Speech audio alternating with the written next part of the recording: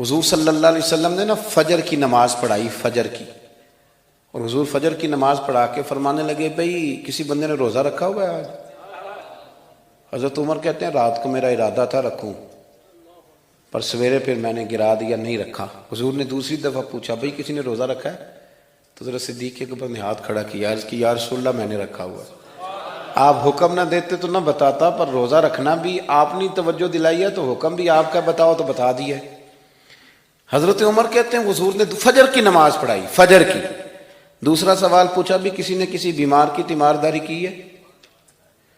تو حضرت عمر کہتے ہیں میں نے فٹافٹ عرض کی یا رسول اللہ ابھی تو نماز فجر پڑھی ہے، تو اب گھر جائیں گے تو تیمارداری کریں گے نا۔ تو حضور نے فرمایا عمر تو ذرا ٹھہر جانا، جلدی نہ کر، ٹھہر نا ذرا، روک تو صحیح۔ تو حضرت عمر فاروق رضی اللہ تعالیٰ عنہ فرماتے ہیں میں چپ کر گیا، حضور نے فرمایا بتاؤ بھی کسی نے تیمارداری کی ہے؟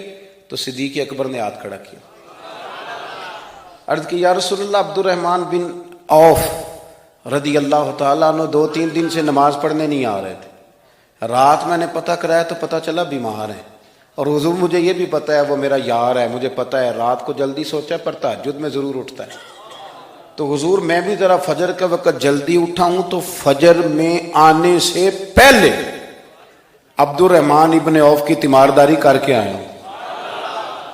حضرت عمر کہتے ہیں میں نہ ہلکا ہلکا ڈھیلا پڑ گیا۔ حضور نے تیسرا سوال پوچھا، فرمایا کسی نے کسی مسکین کو کھانا کھلایا ہے؟ کھانا کھلایا ہے کسی مسکین کو؟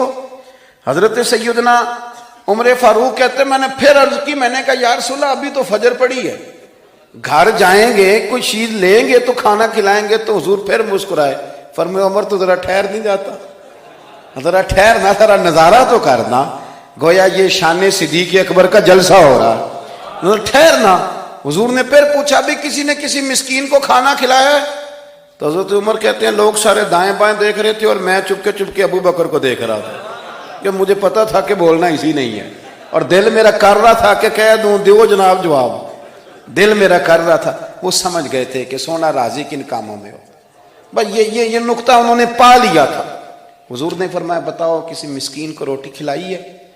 تو جناب سیدنا صدیق اکبر نے ہاتھ کھڑا کیا، عرض کی یا رسول اللہ سویرے اٹھا ہوں تو چھوٹا بیٹا بھی اٹھ گیا تھا، اور میرے وضو کرتے سنت پڑھتے ماں سے کہنے لگا بھوک لگ رہی ہے، تو ماں نے 2 روٹیاں بھی پکا دیں۔ تو حضور ایک اس نے کھائی، دوسری اس کے ہاتھ میں تھی۔ جب ہم نکلے ہیں نا گھر سے تو دروازے پہ ایک فقیر کھڑا تھا، مسکین کھڑا تھا، کہہ رہا تھا رات سے بھوکا ہوں، کوئی دروازہ کھلنے کا انتظار کر رہا تھا، ابو بکر سب سے پہلے تیرا ہی کھلا ہے۔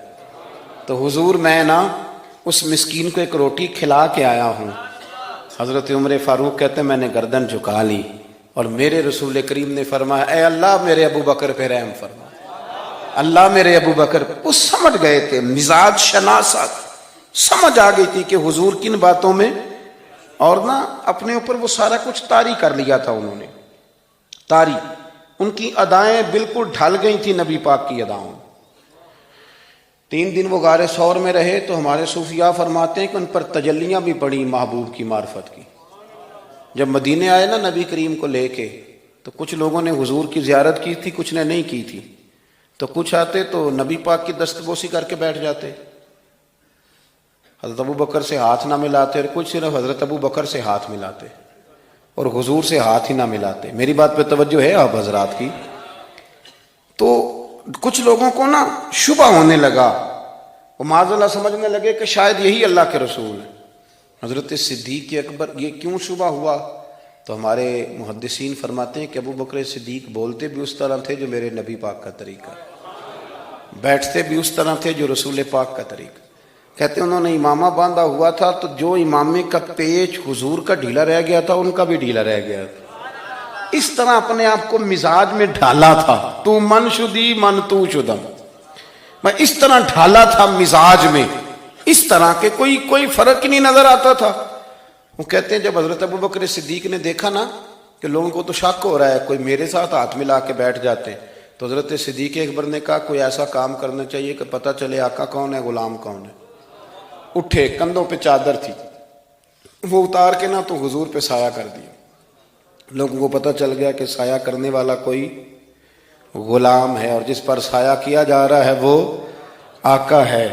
کیا خوبصورت نقطہ لکھا ہے مفسرین نے شارحین فرماتے ہیں تھوڑی دیر کے لیے، تھوڑی دیر کے لیے، تھوڑی دیر کے لیے حضرت ابوبکر صدیق نے حضور کے سر انور پر اپنی چادر کا سایہ کیا تھا۔